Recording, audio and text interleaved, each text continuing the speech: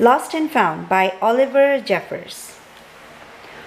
Once there was a boy who found a penguin at his door.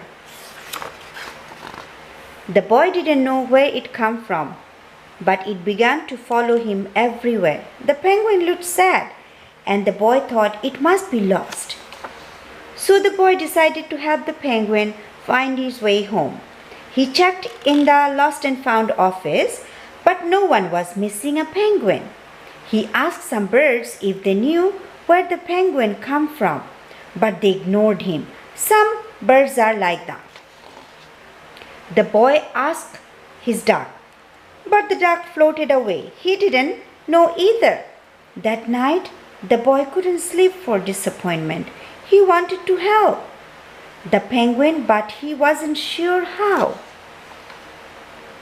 The morning, he discovered that penguins come from the South Pole. But how could he get there?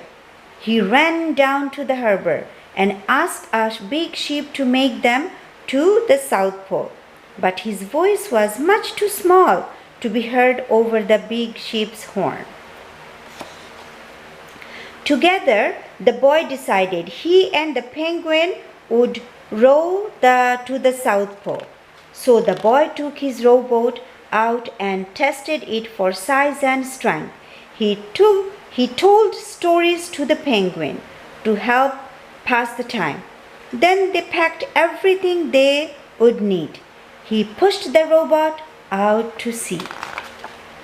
They rowed south for many days and many nights. There was lots of time for stories, and the penguin listened to everyone, so the boy would always tell another. They floated through good weather and bad, when the waves were as big as mountains, until finally they came to the South Pole. But the boy was delighted.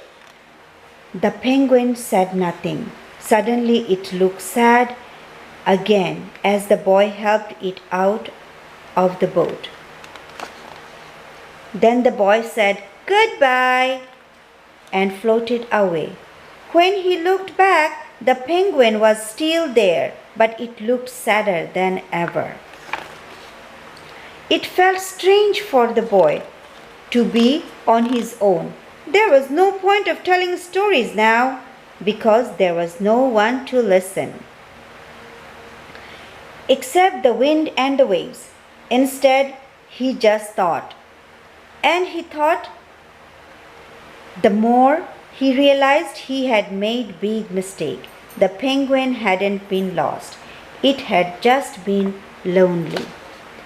Quickly he turned the boat around and rowed back to the South Pole as fast as he could. At last he reached the south again. But where was the penguin? The boy searched and searched, but he was nowhere to be found. Sadly, the boy set off for home. But then the boy saw something in the water ahead of him. Closer and closer he got until he could see. The penguin! So the boy and his friend went home together, talking of wonderful things all the way. The end.